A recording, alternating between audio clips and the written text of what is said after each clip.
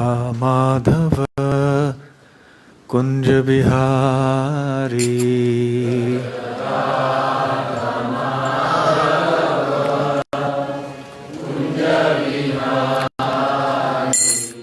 जय राधा माधव कुंज बिहारी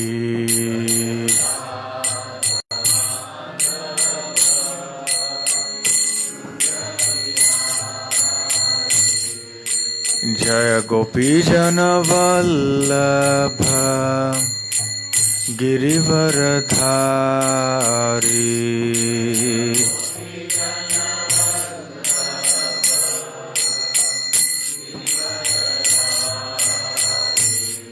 जय गोपीजन वल्लभ गिरिवरधारी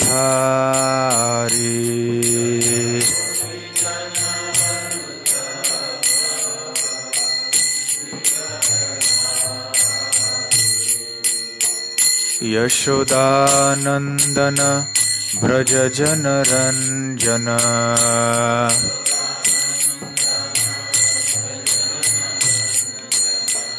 यशोदानंदन व्रज जनरंजन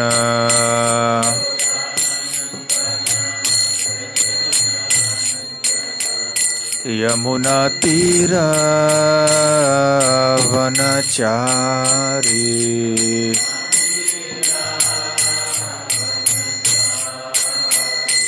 यमुना तीरावनचारी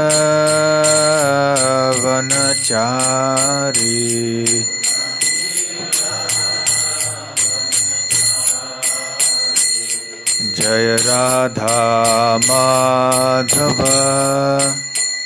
कुंज बिहारी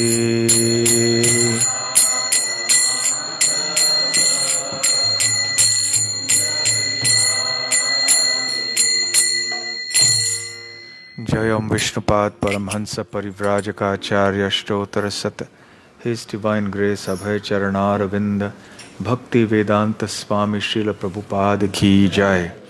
अनंत कोटि वैष्णव वृंद की जय। श्री श्री राधा गोकुलानंद की जय। श्री श्री गौर निताय की जय। श्री श्री जगन्नाथ बलदेव सुभद्रा मई की जय। निताय गौर प्रेमानंदे। समवेत भक्त वृंद की जय। समवेत भक्त वृंद की जय। समवेत भक्त वृंद की जय। श्री श्री गुरु गौरांग की जय। ओम ज्ञानतिमिरान्धस्य ज्ञानाञ्जनशलाकया चक्षुरुन्मीलितं येन तस्मै श्रीगुरवे नमः। श्रीचैतन्यमनोभीष्टं स्थापितं येन भूतले स्वयं रूप कदा मह्यं ददाति स्वपदान्तिकम्।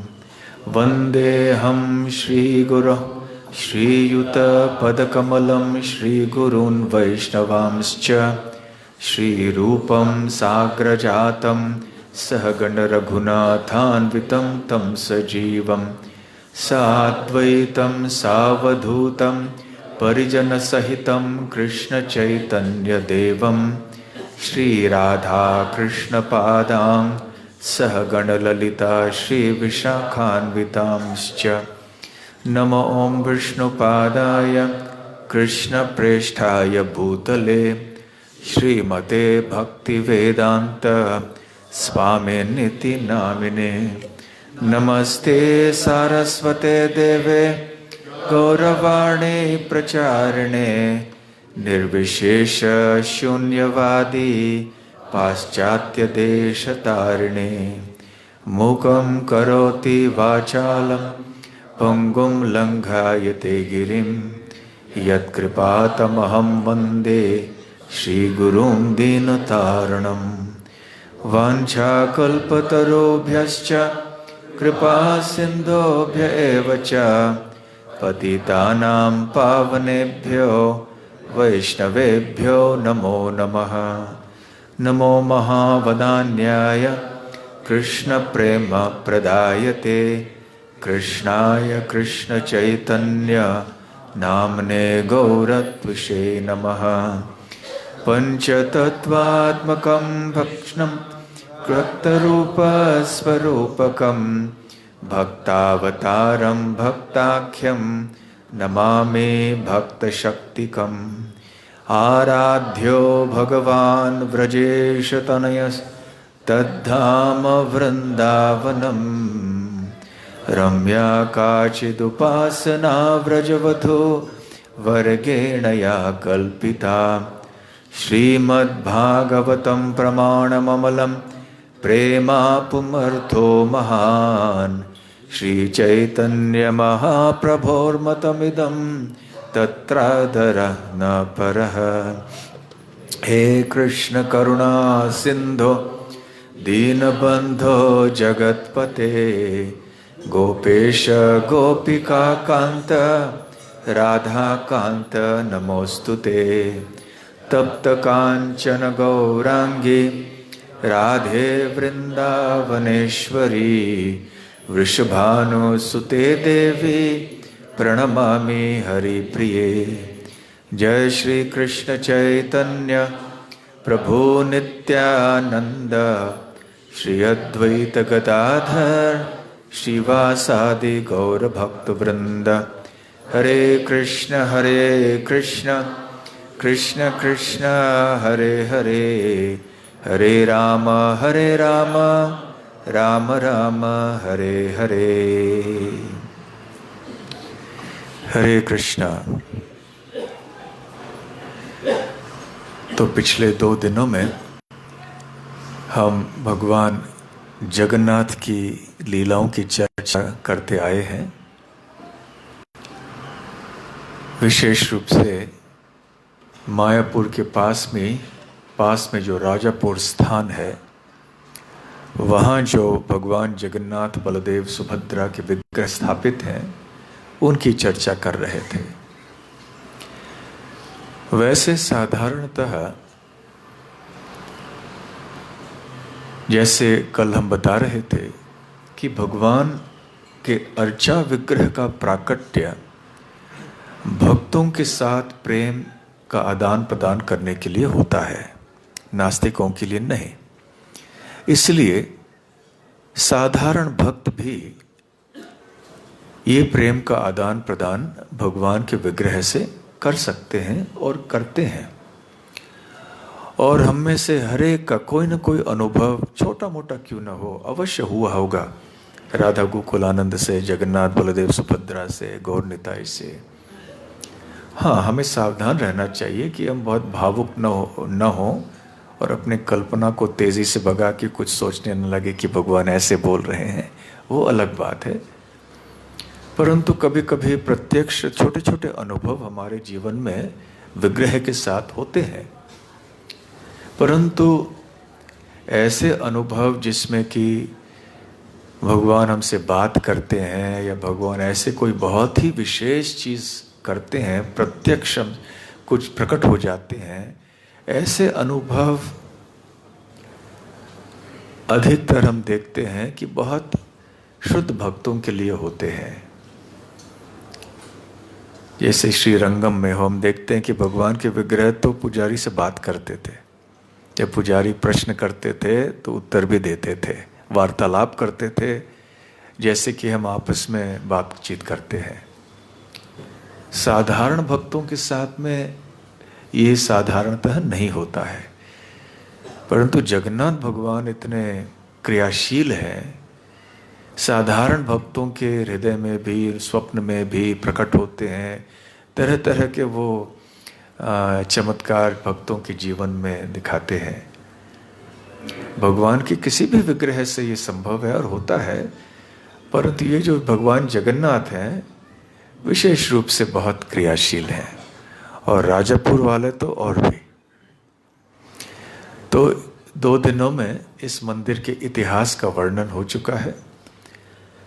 लगभग 1978 में इस्कॉन के हवाले ये मंदिर आ गया, जब उस स्थान के जो मालिक थे फटिक चक्रवर्ती चैटर्जी, उन्होंने उनके स्वप्न में जगन्नाथ आए कि आपको ये मंदिर अंतर्राष्ट्रीय श्री कृष्ण भावनामृत संघ को देना है, तो उन्होंने दे दिया।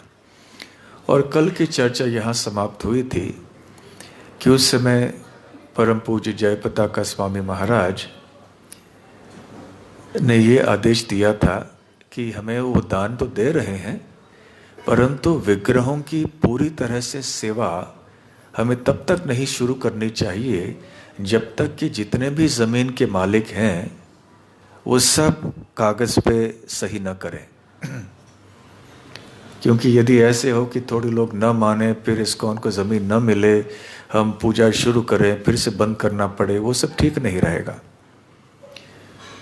परंतु उनको ये पता नहीं था कि एक इस्कॉन के पुजारी ने वहाँ सेवा करना शुरू कर दिया था। और जब ऐसे उनको पता चला कि महाराज जी ने ऐसे आदेश दिया है, तो उन्होंने भोग चढ़ाना बंद कर दिया। और उस रात को पुजारी के स्वप्न में जगन्नाथ, बलदेव, सुभद्रा दिखाई पड़े, जो खेत में से भागते हुए जा रहे थे। उन्होंने पूछा कि कहाँ जा रहे हो, कहाँ जा रहे हो? उन्होंने बोला हम मायापुर चंद्रोदय मंदिर इस्कॉन में जा रहे हैं, वहाँ अच्छा भोग मिलता है, अच्छा खाने को मिलता है, यहाँ कुछ नहीं खिला रहे हो तुम हमें।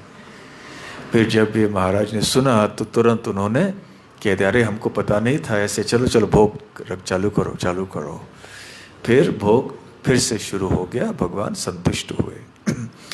तो जब से हमारे संस्था के हवाले आ गया ये मंदिर, उसके बाद भी बहुत छोटे मोटे ऐसे लीलाएं होती रही हैं। और भक्त अपने अनुभव जननिवास प्रभु या पंकजांग्री प्रभु, जो वहाँ के मुख्य पुजारी हैं, उनको बताते आए हैं। तो ये जो जुड़वे भाई हैं हमारे, बहुत प्रसिद्ध है संस्था के, जननिवास प्रभु और पंकजांग्री प्रभु, आशा करते हैं कि जब हम यात्रा के लिए वहाँ जाएंगे तो उन्हें हम बुलाएंगे, हम सबको बताने के लिए राजापुर की कहानियाँ। तो भक्त लोग जाके उनसे बताते थे। तो ऐसे थोड़ी घटनाएं हैं, ऐसी जो छोटी छोटी लीलाएं हैं, जो अभी हम आपको सुनाने चाहते हैं। एक विदेशी भक्त थे, वो जगन्नाथ मंदिर राजापुर में आए थे स्नान यात्रा के उत्सव के लिए। और आपको पता है कि स्नान यात्रा के समय भगवान जगन्नाथ, बलदेव और सुभद्रा और सुदर्शन के विग्रह के ऊपर खूब पानी से अभिषेक किया जाता है। केवल साल में एक बार ऐसे होता है। बाकी जितने भी दिन हैं साल के, उसमें केवल आईने से या दर्पण से स्नान किया जाता है। तो ऐसे जगन्नाथपुरी में प्रथा है कि स्नान यात्रा के बाद 2 हफ्ते लगभग भगवान जगन्नाथ दर्शन नहीं देते हैं। इसको अनवसर का समय कहते हैं, जब भगवान किसी को दिखाई नहीं देते हैं। केवल उनके जो प्रिय दैत्य सेवक होते हैं वो उनकी सेवा करते हैं और उनको तरह तरह के जड़ी बूटियाँ, फल के रस आदि सब खिलाते पिलाते हैं। ऐसे कहा जाता है कि भगवान जगन्नाथ को उस समय थोड़ा बुखार हो जाता है, सर्दी हो जाती है, थोड़े बीमार हो जाते हैं। तो इसलिए खास उनको औषधियाँ आदि दिए जाते हैं। अब भगवान कैसे बीमार पड़ सकते हैं?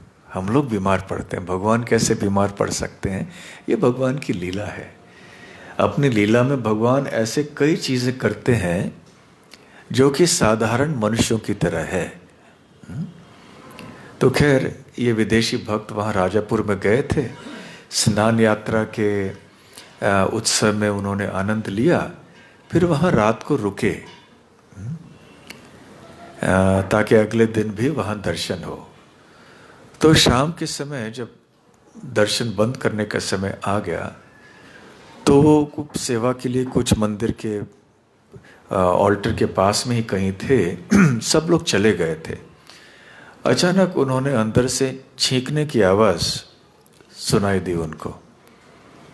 जैसे सर्दी होता है, हम छींकते हैं ना, तो उन्होंने सोचा ये आवाज़ कहाँ से आई। उन्होंने सोचा कुछ कहीं कुछ गिर गया होगा, कुछ और कहीं कुछ हुआ होगा, लेकिन यहाँ मंदिर में तो कोई है नहीं। फिर वो पास में गए और फिर से उनको दोबारा बहुत स्पष्ट छींकने की आवाज़ आई अंदर से। और अंदर तो कोई व्यक्ति थे नहीं, होंगे भी तो कोई मच्छर कीड़े, वो तो छींकते नहीं हैं। तो फिर उनको पता चला कि वास्तव में भगवान जगन्नाथ को सर्दी होती है स्नान यात्रा के बाद में। ऐसा नहीं कि केवल हम लोग कहते हैं कि ऐसे होता है, वास्तव में भगवान जगन्नाथ को सर्दी हो गई थी। तो ये भक्त ने अपने साक्षात्कार को बताया। जो वहाँ पास में इलाका है उसमें मुसलमान लोग बहुत रहते हैं, तो मुसलमानों का जो अनुभव हुआ वो दो तीन घटना ऐसे कल परसों हमने बताई। और एक घटना ऐसे हुई कि वहाँ एक लड़की थी जो मुसलमान परिवार की थी और उसकी आंखों में कोई समस्या हो गई और वो देख नहीं पा रही थी। तो उसके माता पिता उसको डॉक्टर के पास ले गए, वहाँ के हॉस्पिटल में ले गए, लेकिन डॉक्टरों ने कहा कि अभी कोई उपाय नहीं है इसके लिए, ये अभी देख नहीं पाएगी।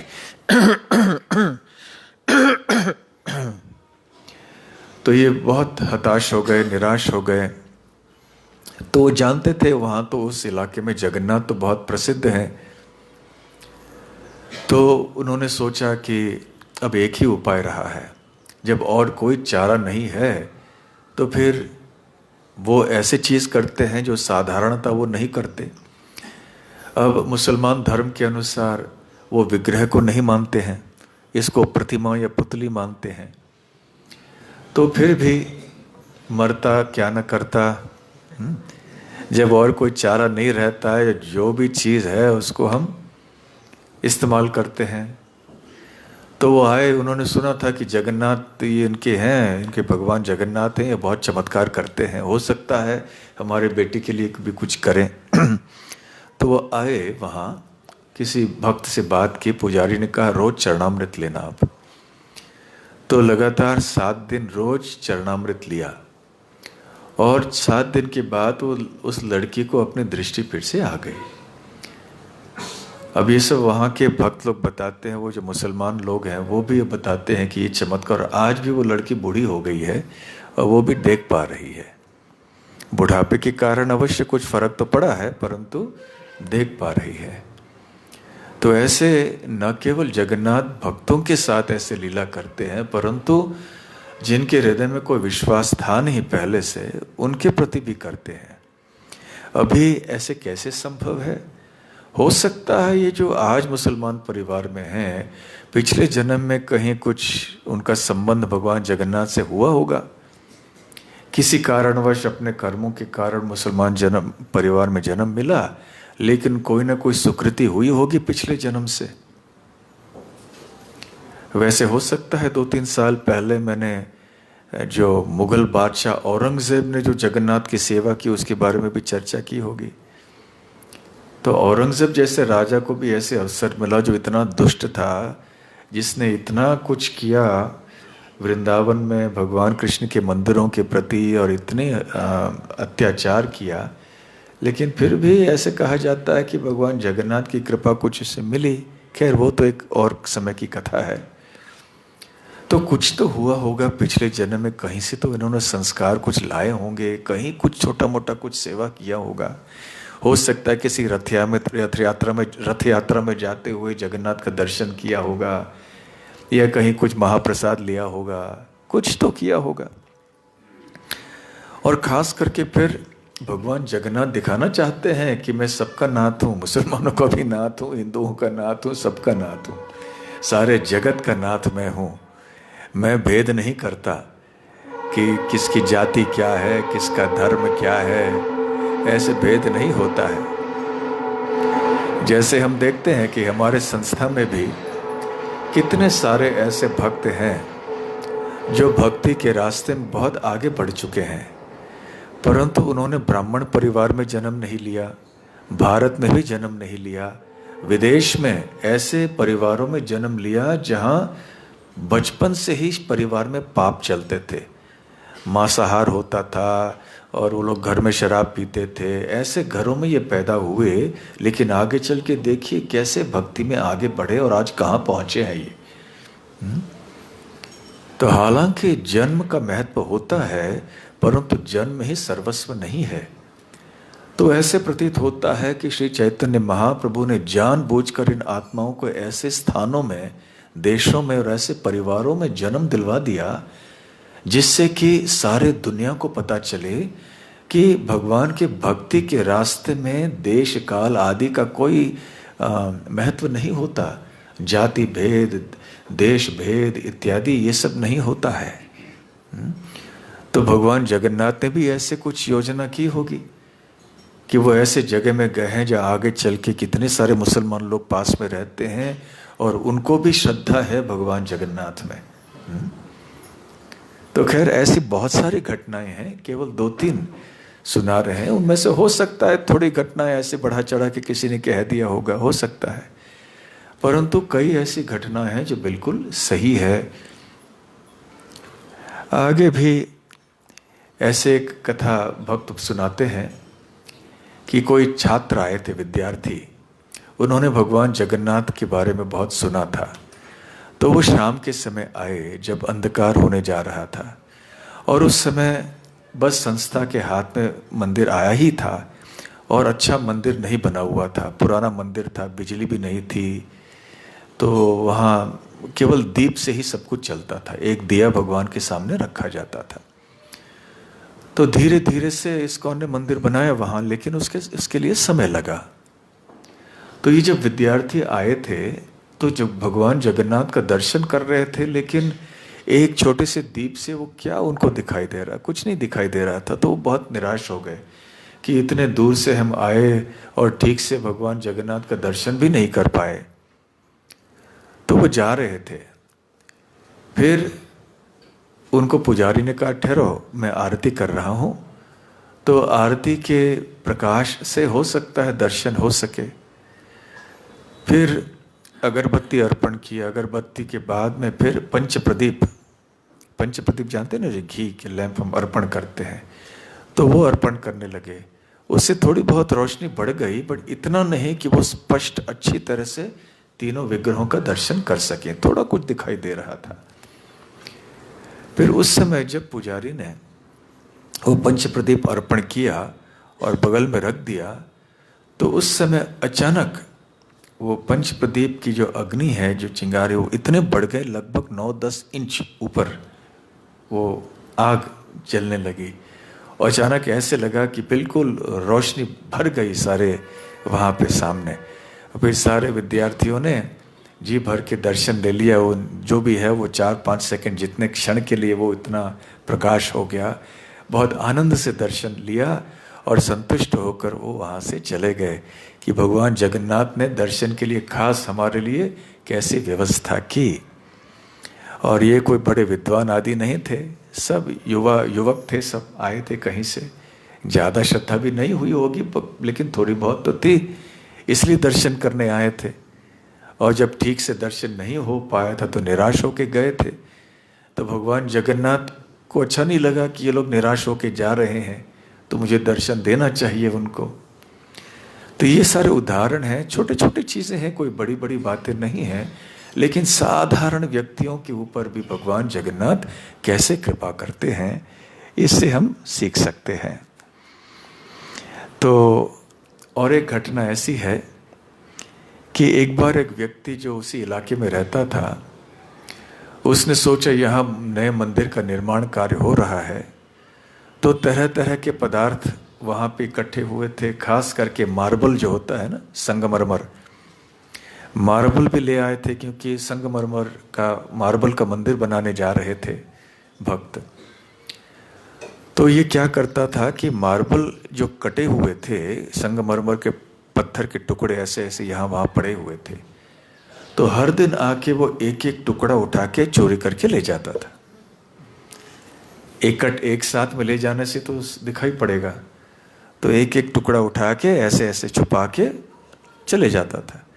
और उस समय इतने लोग भी नहीं थे, इतनी व्यवस्था भी नहीं थी, सुरक्षा के लिए इतने गार्ड वार्ड भी इतने नहीं थे। होता भी था तो एक कहीं वहाँ है तो यहाँ चुपके से यहाँ से चल के चले गए। तो ऐसे वो कर रहा था, तो कई दिनों तक ऐसे चलता रहा। फिर एक दिन बलदेव उनके स्वप्न में आए। और बलदेव जगन्नाथ, इनका तरीका ऐसा है, कभी कभी जब दंड देना चाहते हैं वो क्या करते हैं, छाती पर बैठ जाते हैं, गला पकड़ लेते हैं। इनका स्टाइल ऐसे लगता है होगा, ऐसे ही अक्सर ऐसे ही करते हैं भक्तों के, जब दुष्टों के साथ में ऐसे ही करते हैं। तो उसके वक्षस्थल पर बैठ गए, गला पकड़ लिया, मेरे मंदिर की चोरी की तुमने। ऐसे जबरदस्त डांट सुनाई उसको और कहा कि तुरंत जाके जितने भी चोरी की है संगमरमर की, मार्बल की, लौटा दो। फिर अगले दिन वो बेचारा पूरा बैलगाड़ी भर के मार्बल लेकर आया वहां पर। इतना चोरी कर करके इतने दिनों से रखा था वहां पे, वो आके दे दिया कि भाई आपके ये सफ़ेद आदमी है ना, ये बहुत ज़बरदस्त है, ये सपने में आए मुझे, ऐसे मेरा गला पकड़ दिया, छाती पे बैठ गया, तो आज से कभी ऐसे नहीं करूँगा। तो खैर, चोरी के मामले में तो जगन्नाथ बलदेव बहुत सतर्क रहते हैं और बहुत ही जल्दी दंड देते हैं। एक बार जब इस्कॉन के हाथ में मंदिर आ गया तो थोड़े भक्त भी, पुजारी, उनको यहाँ आना था। अब मायापुर से ऊपर नीचे जाना आना संभव नहीं था, तो थोड़े परिवार आके यहाँ पे बस गए, उनको वहाँ रहने की व्यवस्था की गई, पुजारी। तो एक पुजारी थे वहाँ, तो वो गृहस्थ थे, तो उनका एक छोटा बच्चा था। तो बच्चा एक दिन घर में आया, बहुत जोर जोर से रो रहा था। तो माँ ने पूछा कि क्यों रो रहे हो, वो बता नहीं सका, जोर से रो रहा था। जब उसको शांत कराया, कहा कि बताओ हुआ क्या तुमको। फिर जब वो थोड़ा शांत हो गया तो कहने लगा कि मैं मंदिर में गया था और मैंने देखा कि सुभद्रा देवी के लिए एक गहना था, जो कपड़े होते हैं, कपड़े को जगाने के लिए पिन की तरह एक होता है, आभूषण होता है, जिसको अंग्रेजी में ब्रूच कहते हैं। तो कपड़े को जोड़ के रखने के लिए, बांध के रखने के लिए वो आभूषण लगा हुआ था। तो बच्चे ने कहा मुझे ये बहुत अच्छा लगा, तो मैंने सोचा मुझे चाहिए ये खेलने के लिए। तो मैं सुबह ऊपर चढ़ा और ऊपर उसको लेने गया और फिर जोर जोर से रोने लगा। अरे बताओ फिर हुआ क्या। मैं कह रही, बलदेव है ना, उन्होंने चाटा मार दिया मुझे और मैं गिर पड़ा मंदिर में उधर, कि ये नहीं लेना तुम्हारे काम की बात नहीं है।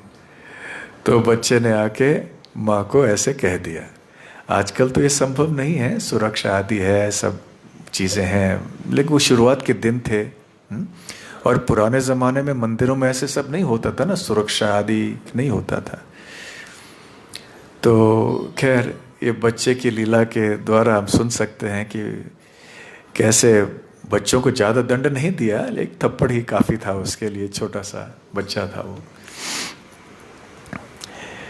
फिर और एक बार ऐसे ये भी लीला कई बार होते हैं कि बीमारी से ठीक करना, जैसे वो मुसलमान लड़की की आंखें ठीक कर दी, ऐसे ही वहाँ जो एक पुजारी थे जगन्नाथ भगवान के, उनके बच्चे को बहुत ऐसी बीमारी हो गई जिसके लिए कोई इलाज नहीं था। तो जो पास में हॉस्पिटल था नवद्वीप में या कृष्णनगर, जहीं भी, उन्होंने कहा कि हम इसके लिए कुछ नहीं कर सकते, तो या तो आप उसको घर में ले जाओ या तो फिर कलकत्ता में हॉस्पिटल में ले जाओ। अब कलकत्ता में ले जाने के लिए उसके पास इतने पैसे नहीं थे और वहाँ के हॉस्पिटल आदि में तो खर्च बहुत हो जाता है।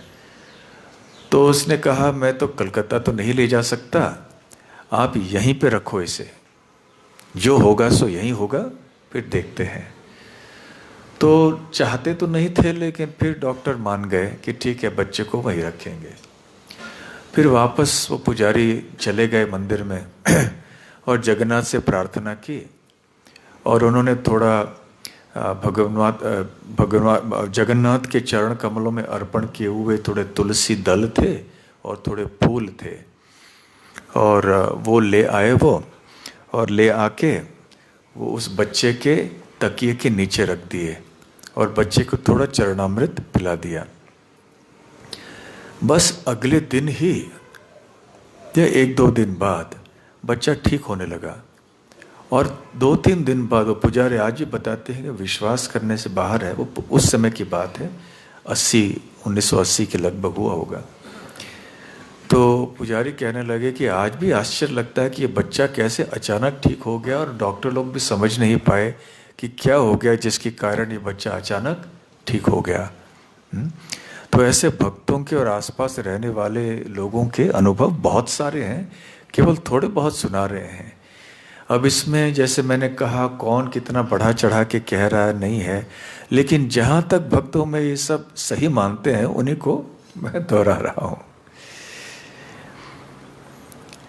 और ऐसे भी कई उदाहरण हैं जो सुने आते हैं कि जो एक 40 साल की महिला थी, उसका विवाह नहीं हुआ था, तो बहुत चिंतित थी। किसी कारणवश माता पिता ने प्रयत्न किया होगा विवाह करने के लिए, नहीं हो पाया।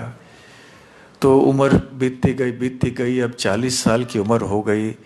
वो आई मंदिर में और जगन्नाथ से प्रार्थना करने लगी। उस समय मंदिर में कोई नहीं था, पुजारी था पर्दे के पीछे वहाँ पे, थोड़े भीतर दर्शन खुले थे, लेकिन इस महिला को पता नहीं था कि पुजारी है। पुजारी दिखाई नहीं दे रहे थे और कोई नहीं था मंदिर में। तो इस महिला ने थोड़े जोर से पूछा, जगन्नाथ मेरी शादी कभी होगी कि नहीं होगी, कब होगी मेरी शादी बताओ। तो पुजारी ने सुन लिया। तो पुजारी ने अंदर से ही उसको सांत्वना देने के लिए कहा, होगी शादी होगी, कोई चिंता नहीं करना। उसको पता नहीं था कि पुजारी बोल रहा है। ये सोचा अंदर से आवाज आया तो अवश्य होगा, बड़े पुजारी बोल रहे हो, लेकिन होगा, और वास्तव में हो गया ऐसे। थोड़े दिनों बाद अच्छा कोई वर मिल गया, उसका विवाह हो गया, वो अच्छी सुखी है। भक्त लोग कहते हैं कि अभी वो सुखी है, जहाँ भी अपने परिवार में है और भगवान की भक्ति भी करती है। अब एक वहाँ द्वारपाल चौकीदार रखे गए थे, आज भी, जिनका नाम था उस समय प्रहलाद। अभी तक वो है या नहीं पता नहीं वहाँ पे। तो उसके कई अनुभव हैं। तो एक बार हुआ ये कि बलराम जयंती का महोत्सव मनाया गया था और बलराम जी को अर्पण किया हुआ भोग फिर जब प्रसाद बना तो बलराम जी का महाप्रसाद सबको बांटा जा रहा था।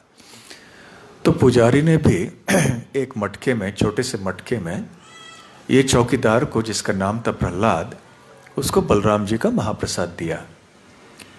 अब वो प्रहलाद ने सोचा कि मैं अभी थोड़ा थक गया हूँ, क्योंकि उस समय सारे उत्सव में इत्यादि इतनी भाग दौड़ हुई थी, वो थक गए थे, रात को भी ठीक से नींद नहीं हुई थी। सोचा मैं रख देता हूँ, थोड़ा विश्राम करके फिर मैं खा लेता हूँ, फिर मैं सेवन करता हूँ प्रसाद का। तो फिर ऐसे करने लगे। फिर नींद में उस समय क्या हुआ, जबकि वो नींद की झपकी आ गई थी उसे, तो एक कुत्ता आ गया और कुत्ते ने वो सारा महाप्रसाद खा लिया। अब कुत्ते का भला तो हो गया, परंतु इसके हाथ से अपराध हो गया। क्या अपराध हुआ कि जगन्नाथ का महाप्रसाद, बलदेव का महाप्रसाद मिला था और उसने नहीं लिया।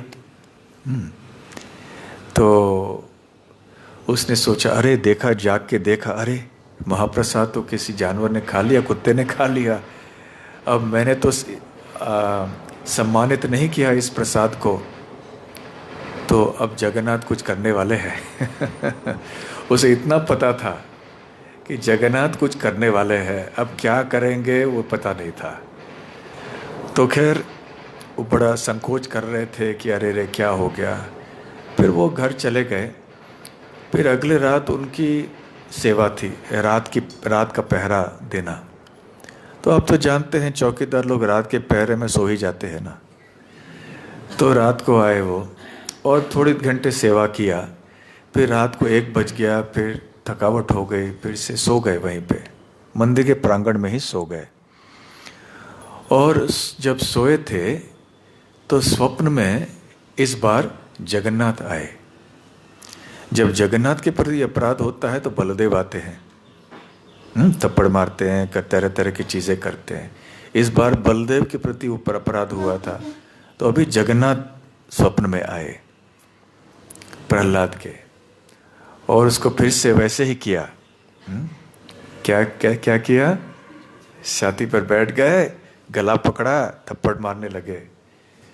तुमने मेरे भाई के महाप्रसाद का अपमान किया, तुमने नहीं लिया। मुझे गलती क्षमा कर दीजिए, मैं थक गया था, ये वो छोटा सा काम, छोटा सा नहीं, बहुत बड़ा अपराध है ये, तुमको दंड मिलना ही चाहिए, मृत्यु दंड मिलेगा तुम्हारा। नहीं नहीं नहीं, मृत्यु दंड नहीं देना मुझे, क्षमा कर दीजिए, क्षमा कर दीजिए। इस तरह से आपस में दोनों के बीच में हो रहा, नहीं तुम्हें दंड दूंगा, नहीं नहीं नहीं क्षमा कर, नहीं नहीं दूंगा। ऐसे करके दोनों के बीच में संवाद हो रहा था। उधर सुभद्रा देवी आ गई। सुभद्रा देवी का हृदय थोड़ा कोमल था। वो बोलने लगा, अरे क्या कर रहे हो बड़े भैया, क्या कर रहे हो? बेचारे ने, भक्त है, कोई छोटी गलती कर दी, इतना बड़ा थोड़ी पाप है ये। नहीं, मेरे बड़े भाई का जन्मदिन के ऊपर महाप्रसाद का सेवन नहीं करना, उसका अपमान करना बहुत बड़ा अपराध है, इसको दंड मिलके ही रहेगा, मृत्यु दंड दूंगा मैं उसको। सुभद्रा देवी ने बहुत समझाने का प्रयास किया, नहीं नहीं नहीं, छोड़ दो उसको। फिर सुभद्रा देवी ने बलदेव से कहा, बड़े भाई जगन्नाथ से कहा, नहीं क्षमा कीजिए, बलदेव से, ये करने वाले जगन्नाथ थे। तो बलदेव से कहा कि बलदेव आप जरा रोको बड़े भाई को। तो जगन्नाथ के बलदेव केवल हंस रहे थे, मुस्कुरा रहे थे, और ये सब स्वप्न में प्रहलाद देख रहा है। फिर आके सुभद्रा देवी और भी चिंतित होने लगी। फिर भाई जगन्नाथ के हाथ लेकर आई, आओ जल्दी आओ, बलदेव आप आओ। और बलदेव को जगन्नाथ के पास लेकर आई। फिर बलदेव ने जगन्नाथ को रोका और उनको उसके शरीर से फिर अलग कर दिया। और फिर उस समय जब जागे तो प्रहलाद बताने लगे कि फिर बलदेव और जगन्नाथ ने मुझे 10 आदेश दिए। तो वो 10 आदेश कौन से थे? उनमें से 5 वो कहने लगे ऐसे मेरे लिए व्यक्तिगत आदेश थे जो मैं किसी को बता नहीं सकता, क्योंकि मेरे वो व्यक्तिगत जीवन के संबंध में है, तो वो 5 में नहीं बताऊंगा। लेकिन जो बाकी 5 आदेश उन्होंने मुझे दिए वो इस प्रकार से है। पहला था कि इस स्थान से जो भी कुछ तुम्हें मिलेगा, केवल अभी जो महाप्रसाद मिला केवल वो नहीं, थोड़ी धूल भी मिलेगी, थोड़ा बीज भी मिलेगा, उसे तुम्हें स्वीकार करना चाहिए। यहां से जो भी कुछ आएगा वो दिव्य है, इसको साधारण नहीं समझना। और तुम ये नहीं सोचना कि ये बीज है, ये मैं स्वीकार करूंगा, क्या होगा क्या नहीं होगा वो उसका मैं देख लूंगा,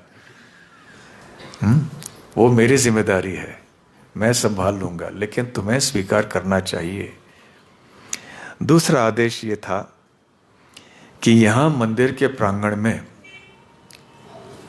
जितने भी हमारे यहाँ स्थान है वह ना बाहर के संगीत को किसी को बजाने देना चाहिए, क्योंकि उस समय क्या होता था कि बहुत पर्यटक ये वो सब लोग आते थे, अपना रेडियो वगैरह लेकर आते थे। उस ज़माने में रेडियो लेकर जाते थे, उस संगीत सिनेमा के गाने वगैरह बजा के लेके आते थे, इधर उधर ले जाते थे। और कभी कभी कोई पास शादियाँ होती थी, वो हो सकता है वो लोग चाहते थे कि बजाएं ऐसे कुछ। बोले यहाँ पे ऐसे कोई संगीत बजना नहीं चाहिए और यहाँ पे कोई ताश आदि नहीं खेलना चाहिए। लोग आके कभी कभी मंदिर के प्रांगण में बैठते हैं, ताश खेलते हैं, ये सब नहीं छोड़ना चाहिए। न किसी को यहाँ कोई नशीली पदार्थ को उसका सेवन करना चाहिए, और यदि कोई करे तो सख्ती से उनको बलपूर्वक रोकना चाहिए। इसका मतलब है, हो सकता है कि कभी कभी पहले से लोग आते थे, कभी यहाँ वहाँ कुछ करते थे, तो वो चौकीदार था, तो चौकीदार को कहा कि इसके बारे में तुम्हें बहुत सतर्क रहना चाहिए। तीसरा आदेश दिया व्यक्तिगत, उसे कहा प्रहलाद तुम कभी भी नशापान नहीं करोगे और कभी भी व्यभिचार नहीं करोगे, परस्त्री संग नहीं करोगे। चौथा आदेश उनको दिया कि जब किसी भी स्त्री को देखोगे तो उसे अपनी माँ या अपनी बहन समझ के करना, और मंदिर के प्रांगण में किसी ने भी किसी स्त्री के प्रति कोई गलत आंखें उठाई या गलत व्यवहार किया, तुरंत बलपूर्वक रोकना चाहिए, उसे दंड देना चाहिए। और 5वां आदेश ये था कि यदि कोई यहाँ से कोई भी चीज़ चोरी करना चाहे, भले वो छोटी सी चीज़ भी क्यों ना हो, चाहे पत्थर भी क्यों ना हो, ये संगमरमर मार्बल हो या कुछ ऐसे हो, ले जाना चाहे, लकड़ी हो, तुरंत उसे रोक देना चाहिए बलपूर्वक। यहाँ से किसी को भी कोई भी चीज़ ले जाने के लिए अनुमति नहीं होनी चाहिए। तो ऐसे आदेश दिए उस व्यक्ति को, प्रहलाद को, जो अभी इस समय शायद भक्त बन गया था। तो ऐसे इसके जीवन में यह हुआ, बलदेव जी के महाप्रसाद का तिरस्कार करने के कारण। परंतु देखिए कैसी कृपा हुई उनके ऊपर, भगवान जगन्नाथ और बलदेव की, सुभद्रा देवी की भी। तो इसी प्रहलाद के बारे में भी और एक बार वो ऐसे बताते हैं कि पुराने समय, जब 40-50 साल पहले, तो वहाँ बहुत सांप वगैरह आया करते थे ज़मीन के ऊपर, जंगली इलाका था वहाँ पे। तो रात को पहरा देते समय थोड़ा खतरा था ना, चौकीदार रात को वहाँ बैठेगा, कहाँ से सांप आ जाएगा, खतरा है।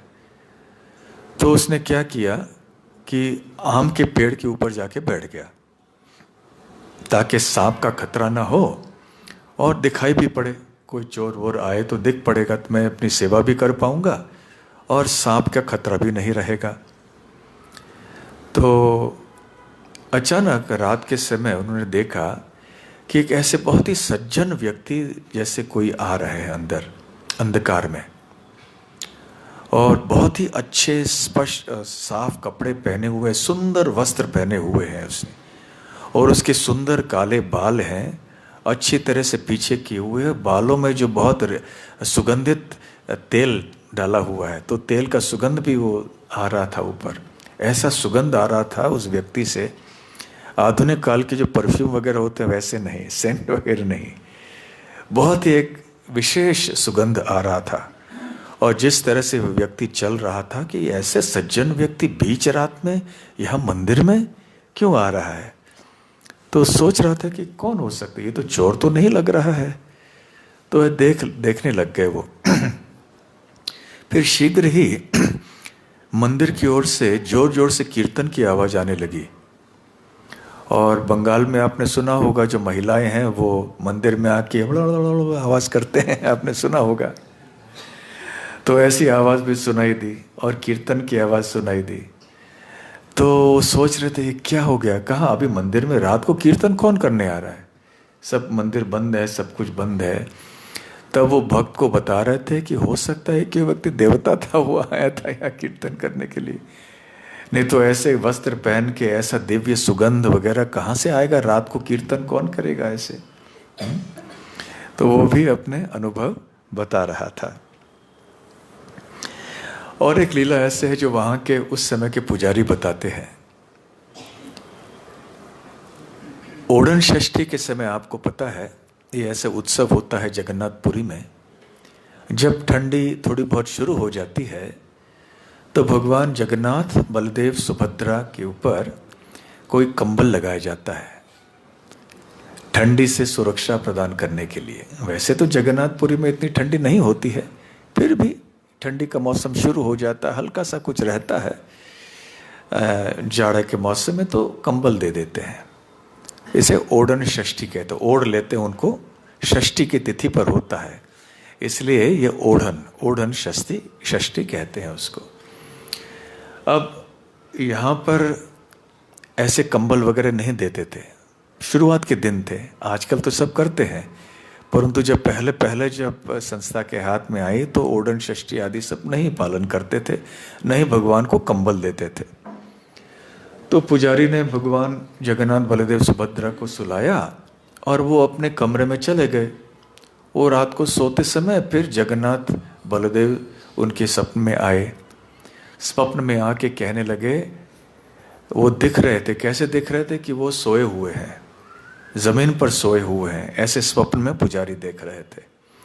और वो बोल रहे हैं, अरे तुम आराम से यहाँ कंबल ओढ़ के सोए हुए हो और हमें ठंडी में छोड़ के आ गए, हम ऐसे ठंडी में पड़े हैं यहाँ और हमारी कोई परवाह ही नहीं है। तो फिर एकदम जाग गए पुजारी और तुरंत जाके कहीं ना कहीं से कोई व्यवस्था करके फिर उस दिन से भगवान को कंबल ओढ़ने की भी प्रथा शुरू हो गई। तो ऐसे भगवान जगन्नाथ हिचकिचाते नहीं है को अपने मन की बात बोलने के लिए। किसी चीज़ की कमी है तो बोल देते हैं, शर्माते नहीं है बोलने के लिए कि अरे क्या है, ये क्यों नहीं दिया मुझे इत्यादि। तो एक बार ये हुआ कि जो पुजारी थे वहाँ के, उनको बुखार आ गया। तो उन्होंने सुबह की सेवा तो कर ली, लेकिन जब दोपहर की सेवा हो गई वो बहुत थक गए थे और सर दर्द कर रहा था, बुखार था, बिल्कुल शरीर इस दशा में नहीं था कि वो सेवा को जारी रखें। किसी न किसी तरह से भगवान को सुलाया। दोपहर के 1 बजे भगवान सो जाते हैं और फिर शाम को 4 बजे दर्शन फिर से खुलते हैं। 4 बजे के थोड़े पहले उनको जगाते हैं भगवान को। तो हर समय वो ऐसा करते थे। और कभी कभी क्योंकि वो बहुत सुबह जल्दी उठते थे, रात को लेट हो जाता था, सोने के लिए देर हो जाती थी, तो दोपहर के समय वो पुजारी सोया करते थे कभी। और वहाँ के जो चौकीदार थे वो आके पुजारी को हमेशा जगाते थे कि चलो भगवान को जगाने का समय हो गया है तो उठो। तो वो उठ के स्नान आदि करके तैयार हो जाते थे भगवान को जगाने के लिए। तो इस बार उनको बुखार हो गया था। उन्होंने सोचा कि आज मैं थोड़ी भगवान को जगाऊंगा नहीं, लेकिन मैं इस दशा में नहीं हूँ भगवान को जगाने के लिए, बहुत बुखार है, सर दर्द है, नहीं हो पाएगा। तो उसने चौकीदार से को जाके कहा आज मुझे जगाना नहीं, मैं बीमार हूँ, मैं आज भगवान को जगा नहीं पाऊंगा। तो जाके सो गए। तो नींद में भगवान जगन्नाथ आए स्वप्न में। अरे इतने बीमार तुम थोड़ी हो, प्रसाद लिया ना आज का?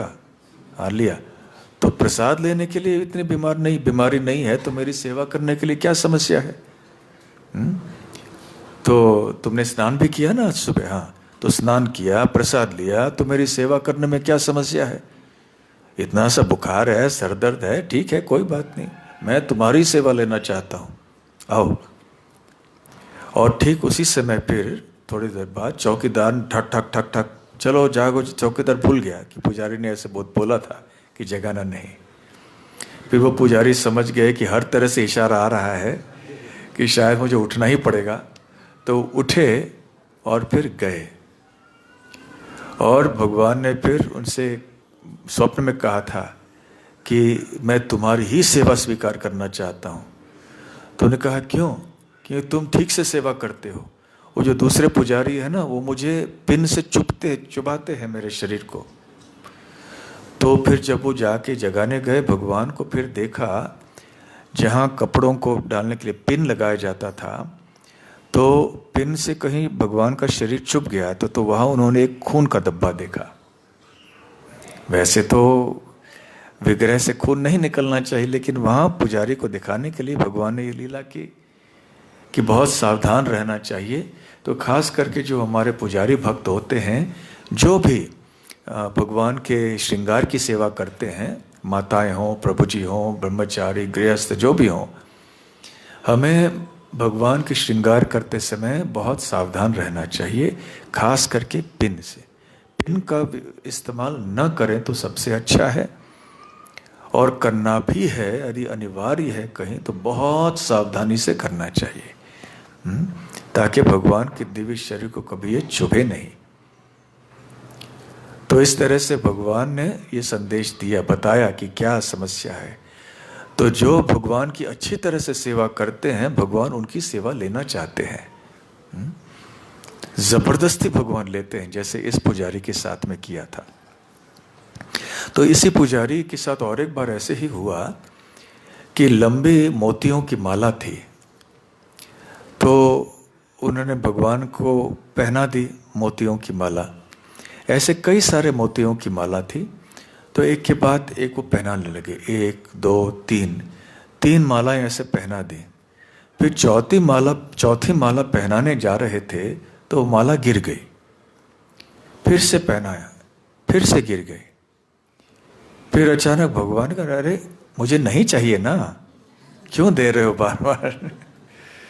तो उसके मन में ही ये ऐसे वाणी आए कि भगवान कह रहे हैं कि मुझे नहीं चाहिए, इसीलिए तो गिर रहे हैं, समझ नहीं पा रहे हो क्या? बार बार क्यों डालते जा रहे हो? मैं 3 ही चाहता हूँ माला बस, और नहीं चाहता हूँ। इस तरह से भगवान जगन्नाथ ने अपने पुजारी को आदेश दिया। कह रहे से एक लीला और है, लेकिन छोटी और लीलाएं कैसे करे? कल क्या है कार्यक्रम? कल का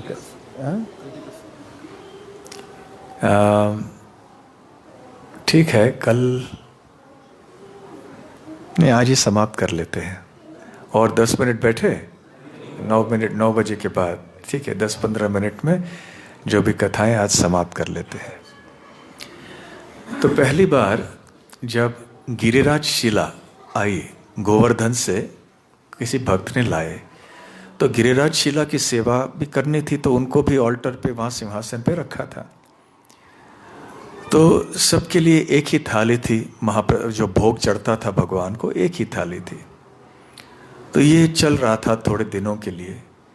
फिर पुजारी के स्वप्न में भगवान जगन्नाथ आए और कहे कि गिरिराज को क्यों लाए यहाँ पे? तो पुजाराज ने पूछा क्या बात है? अरे सब कुछ खा जाते हैं, जैसे ही थाली रख के पुजारी चले जाता है तुरंत लपक के वो खास करके जो मीठे सब खा लेते हैं, और हमारे लिए कुछ रह नहीं जाता है। तो ऐसे हमारे लिए फिर हम तो भूखे रह जाते हैं। तो फिर पुजारी ने चर्चा की अधिकारी भक्तों से, फिर गिरिराज के लिए अलग से थाली रखी गई। फिर जगन्नाथ संतुष्ट हो कि अभी मेरा भोग उनको नहीं लेना चाहिए, मेरे लिए जो रखा है वो मेरे लिए होना चाहिए। फिर गिरिराज के लिए, गिरिराज शिला के लिए जब से अलग भोग लगने लगा, तब से वो संतुष्ट थे। फिर दोनों, गिरिराज भी संतुष्ट और जगन्नाथ भी संतुष्ट। ऐसे चैतन्य चरितामृत में भी बहुत सी लीलाएं हैं जिसमें विग्रह एक दूसरे के सब ले लेते हैं। ऐसे बताया जाता है कि साक्षी गोपाल पहले जगन्नाथ मंदिर में हुआ करते थे, फिर दोनों के बीच में कुछ हुआ, वो क्या हुआ वो स्पष्ट बात नहीं है, इसलिए जगन्नाथ भी नाराज हो गए और साक्षी गोपाल भी नाराज हो गए। इसलिए फिर राजा बाध्य हो गए साक्षी गोपाल को दूसरा मंदिर देने के लिए। अभी कटक के पास जो मंदिर है वहां मरवाने दिए। अभी दोनों सुखी हैं, दोनों अपने अपने भक्तों की सेवा स्वीकार करते हैं। तो ऐसे भगवान सुंदर सुंदर लीलाएं करते हैं जो केवल भक्त ही समझ सकते हैं। भक्त ही ऐसे लीलाओं का रस का आस्वादन कर सकते हैं। तो एक बार एक पुजारी थे जो जब भगवान को सुलाते समय उनको उठा रहे थे कभी किसी काम से, तो अक्सर जब वो ऐसे हाथ में पकड़ते थे तो ये जो उंगली है जिसको हम अशुद्ध मानते हैं ना, हम जप के लिए भी इस उंगली का प्रयोग नहीं करते हैं हम, तो अशुद्ध माना जाता है कि खास करके हम लोग जब किसी को डांटते हैं, ऐसे ऐसे करके डांटते हैं, इस उंगली का प्रयोग करते हैं। तो किसी पवित्र कार्य के लिए इस उंगली का प्रयोग नहीं करना चाहिए। तो जब ये पुजारी भगवान के विग्रह को पकड़ रहे थे तो हमेशा उसकी ये दोनों उंगलियां भगवान जगन्नाथ के आंखों पे जा रही थी। तो भगवान जगन्नाथ उसके स्वप्न में आए कि ऐसे उंगलियां, ये उंगली मेरे आंख पे नहीं डालना, इस उंगली का स्पर्श मेरे शरीर से नहीं करना। तुम्हें पता नहीं है क्या, ये उंगली का इस्तेमाल नहीं करना चाहिए मेरी सेवा में। तो सतर्क हो गए और फिर से उन्होंने ये करना बंद कर दिया, सावधान रहे। परंतु आदत से मजबूर थे ना, धीरे धीरे जल्दी में यहाँ वहाँ कुछ करते करते फिर से वो शुरू हो गया उंगली वैसे डालना। फिर से जगन्नाथ आए, आखिरी बार कह रहा हूँ मैं क्यों उंगली लगा रहे हो, वो उंगली क्यों लगा रहे हो मेरे ऊपर? तब से वो पुजारी बहुत घबरा गए, सोचा नहीं और नहीं करेंगे ऐसे।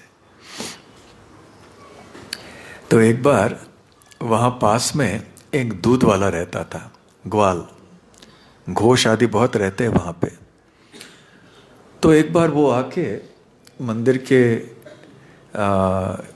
जो गार्ड थे, चौकीदार, शायद वो प्रहलादी थे, वो उसके साथ बात कर रहे थे। बातों बातें बोल रहे थे, क्या बहुत नुकसान हो रहा है मेरे व्यवसाय में आजकल, ये क्या नुकसान हो रहा है?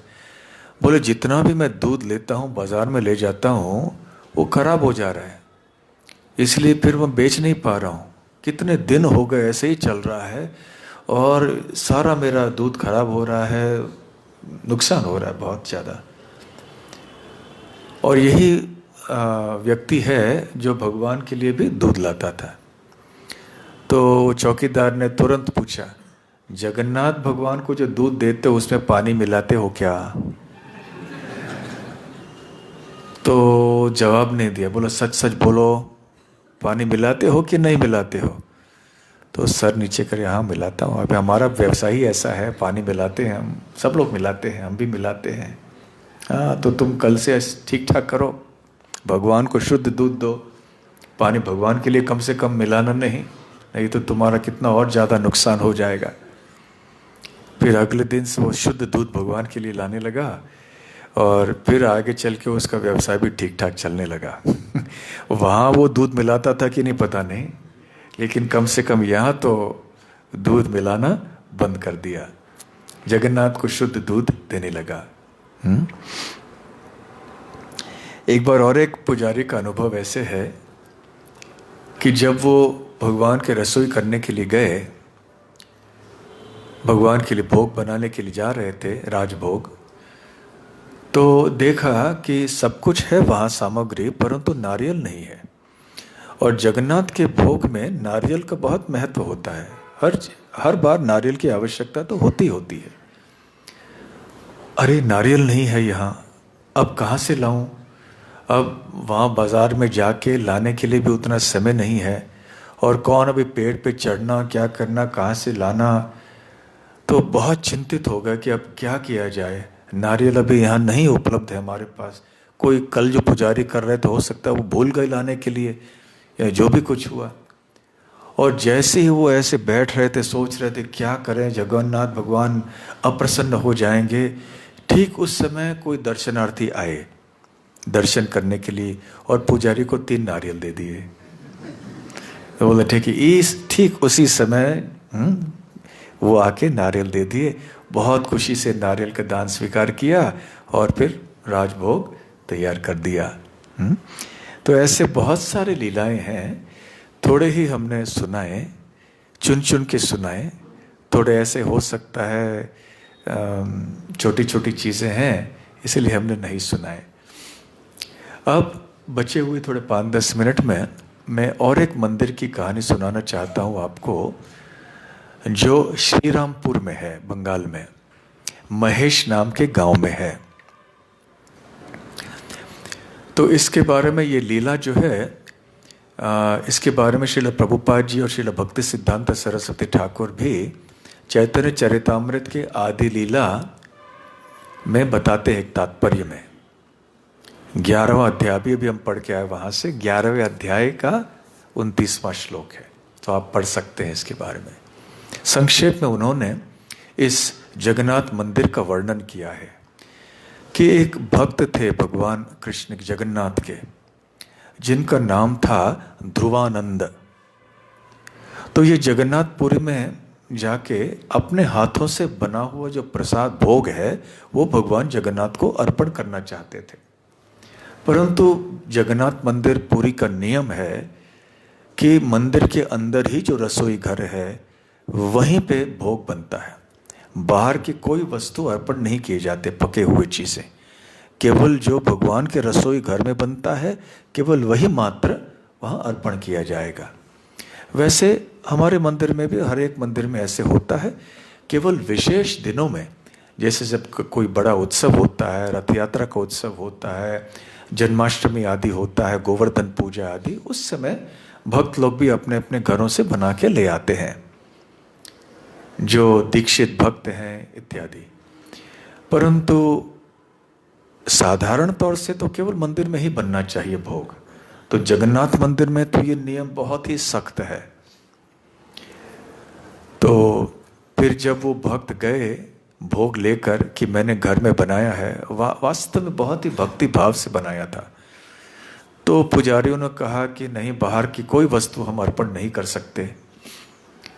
तो वो निराश हो गए, निराश होकर सोच रहे थे क्या करें, फिर जगन्नाथ भगवान उनके स्वप्न में आए और उन्होंने कहा कि कोई बात नहीं, तुम चिंता नहीं करना, तुम चले जाना वापस ऐसे स्थान में जहाँ श्री रामपुर के पास में एक गांव है महेश, तुम वहाँ जाओ, जो गंगा के तट पे है। तो जब गंगा में जाओगे वहाँ तुम्हें हमारे 3 विग्रह मिलेंगे, 4 विग्रह, सुदर्शन भी। तो जगन्नाथ, बलदेव, सुभद्रा और सुदर्शन, ये विग्रह मिलेंगे, तुम उनको ले आओ और उनकी वहाँ स्थापना करके उनकी सेवा करो। फिर जी भर के उनके लिए, हमारे लिए तुम भोजन बनाओ और हम खुशी से स्वीकार करेंगे, हम खाएंगे, तुम जो भी पकाओगे हमारे लिए हम अवश्य खाएंगे। तो भगवान जगन्नाथ अपने भक्तों को निराश नहीं होने देते हैं। जब वो सेवा करना चाहते हैं और किसी कारणवश सेवा नहीं कर पाते हैं तो भगवान जगन्नाथ उनके लिए कोई न कोई सेवा की व्यवस्था कर ही देते हैं। जैसे कल हम जगदीश गांगुली की चर्चा कर रहे थे, जिन्होंने फिर जिनके पीछे राजपुर में जगन्नाथ पधारे वहां पे वास्तव में, तो फिर वहां पे वास्तव में वैसे ही हुआ। और फिर एक छोटी सी कुटिया बनाई ध्रुवानंद ने और वहां सेवा करना शुरू कर दिया। अब काफी समय बीत गया और ध्रुवानंद वृद्ध हो गए। अब पहले जैसे सेवा नहीं कर पा रहे थे, बहुत मुश्किल हो रहा था। तो फिर वो जगन्नाथ से कहने लगे कि आपकी सेवा के भविष्य के बारे में मुझे चिंता है, मैं अब कितने दिन रहूँगा मुझे पता नहीं, और अब जीवित भी हूँ तो उतनी सेवा नहीं कर पा रहा हूँ जैसे कि पहले मैं किया करता था, तो अब क्या उपाय है आप बताइए। फिर भगवान जगन्नाथ स्वप्न में आए और उन्होंने ध्रुवानंद से कहा कि अगले दिन जो पहले व्यक्ति तुमको मिलेगा उसी व्यक्ति को तुम ये जिम्मेदारी दे दो मेरी सेवा की, और वो आगे चल के मेरी सेवा करेगा। तो फिर अगले दिन जब वो उठे, बाहर गए, तो पहले व्यक्ति जो मिले उनका नाम था कमलाकर पिप्पलाई। ये वास्तव में चैतन्य महाप्रभु के पार्षद थे। तो चैतन्य चरितामृत में ऐसे बताया जाता है कि ये कमलाकर पिप्पलाई जो है ये 12 गोपालों में से एक हैं, तीसरे गोपाल हैं और उनका नाम है महाबल। आपको पता है कि कृष्ण लीला में जो भक्त हैं वो गौर लीला में भी प्रकट होते हैं, और गौर गणोद्देश दीपिका में ये बताया गया है कि ये कमलाकर पिप्पलाई वास्तव में महाबल है कृष्ण लीला में। तो वो भी भगवान के एक पार्षद हैं। तो फिर उन्होंने जब सुनी बात ध्रुवानंद की, वो भी बहुत बड़े भक्त थे भगवान के, वो बहुत प्रसन्न हुए और उन्होंने सेवा स्वीकार की। और उस दिन से इस जगन्नाथ मंदिर में कमलाकर पिप्पलाई के जो वंशज हैं उनकी सेवा प्रारंभ हो गई। कमलाकर पिप्पलाई, ऐसे प्रभुपाद जी तात्पर्य में बताते हैं, उनके पुत्र का नाम था चतुर्भुज। चतुर्भुज के 2 पुत्र थे, नारायण और जगन्नाथ। नारायण के पुत्र थे जगदानंद, जगदानंद के पुत्र थे राजीव लोचन। तो राजीव लोचन के सेवा के समय आर्थिक परिस्थिति बहुत खराब हो गई और बहुत कठिनाई हो रही थी भगवान की सेवा करने के लिए। तो उस समय जो मुसलमान नवाब थे वहाँ पे, उन्होंने बहुत सारी ज़मीन का दान उस मंदिर को दिया ताकि भगवान की सेवा के लिए कोई कठिनाई न हो। तो इस तरह से उनके जो वंशज हैं उनको अधिकारी कहा गया। अधिकारी अर्थात उनका अधिकार है भगवान जगन्नाथ की सेवा करने के लिए। तो कई पीढ़ियों तक वो अभी सेवा वहीं से चलती आ रही है, आज भी शायद वो चल रही। मैं गया नहीं हूँ उस स्थान में, लेकिन मैंने सुना है कि आज भी उस मंदिर में सेवा चल रही है उसी वंशावली में। वहाँ एक विशेष बात यह है कि बहुत बड़े पैमाने पर रथ यात्रा का आयोजन किया जाता है। बहुत सारे लोग आते हैं और बड़े धूमधाम से मनाया जाता है। परंतु उसी दिन पर मनाया जाता है, परंतु एक विशेष बात यहाँ ये है कि जगन्नाथ का रथ जो है वो तब तक हिलता नहीं है, जब तक खींचा नहीं जाता, जब तक कि जगन्नाथपुरी में भगवान जगन्नाथ का रथ हिलता नहीं है। वैसे देखिए, हमारे मंदिरों में नियम का ख्याल, समय का ख्याल रखा जाता है कि ठीक इसी समय पे भोग चढ़ना चाहिए, ठीक बिल्कुल इसी समय पे आरती होनी चाहिए और ऐसे होना चाहिए। परंतु जगन्नाथ मंदिर में कभी कभी ऐसे नहीं होता है। भगवान जगन्नाथ की इच्छा से सब कुछ चलता है। कभी कभी मंदिर में जब सुबह सुबह मंदिर नहीं खुलता है, जगन्नाथ नहीं चाहते हैं, रथ यात्रा के समय भी भगवान जगन्नाथ कभी कभी रुक जाते हैं, हिलते नहीं हैं, 2 दिन तक वहीं खड़े रहते हैं। कभी कभी एक बार जगन्नाथ मंदिर से शुरू होकर सीधे बिना रुके हुए भी गुंडीचा मंदिर पहुंच जाते हैं। तो ऐसे जगन्नाथ की लीलाएं हैं। तो ऐसे निर्धारित नहीं रहता है कि किस समय पे जगन्नाथपुरी में श्री जगन्नाथ का रथ चलने के लिए शुरू हो जाएगा। तो जब वहां रथ शुरू होता है तभी यहाँ के रथ को खींचना शुरू करते हैं। तो अब हम ये पूछेंगे, ठीक है भाई, आजकल तो मोबाइल फ़ोन वगैरह है, तो वहाँ से मोबाइल फ़ोन से कोई व्यक्ति बता सकता है चलो जगन्नाथ का रथ चल रहा है, अभी आप खींच सकते हैं। लेकिन उस समय तो कोई मोबाइल फ़ोन वगैरह नहीं थे ना, तो फिर वहाँ महेश में लोगों को कैसे पता चलता था कि अभी जगन्नाथपुरी में जगन्नाथ का रथ प्रारंभ हो चुका है? तो नीलकंठ नाम का एक पक्षी है। तो जब वो नीलकंठ पक्षी आके जगन्नाथ रथ के ऊपर बैठते हैं तब इनको पता चलता है कि वहां जगन्नाथ का रथ हिल गया है, चल रहा है। तभी यहां वो रथ खींचना शुरू करते थे। आज भी वो प्रथा मोबाइल फोन के जमाने में और अशुद्धता के जमाने में अभी तक ये प्रथा चल रही है कि नहीं पता नहीं, परंतु पहले ऐसे हुआ करता था। आज भी शायद होता होगा, ऐसे जानकारी हमें प्राप्त करनी चाहिए। नीलकंठ का नाम का पक्षी आके बैठता है, फिर भगवान जगन्नाथ चलते हैं। तो ये भी एक बहुत प्रसिद्ध जगन्नाथ का मंदिर है श्री रामपुर में, महेश नाम के गांव में। तो ऐसे जगन्नाथ भगवान बहुत कृपालु हैं, जगह जगह ऐसे प्रकट हो जाते हैं। और आज हमारे न जाने कितने इस्कॉन मंदिरों में भी जगन्नाथ भगवान इधर उधर विराजमान हैं। और हमारे संस्था के अतिरिक्त भी जो उड़िया लोग हैं वो भी जगह जगह जगन्नाथ मंदिर की स्थापना करते हैं। तो जगह जगह पर ऐसे सुंदर लीलाओं के बारे में सुनने में आता है। श्री जगन्नाथ बलदेव सुभद्रा मई की जय। श्री जगन्नाथ रथ यात्रा महोत्सव की जय। गौर प्रेमानंदे। श्रील प्रभुपाद की जय।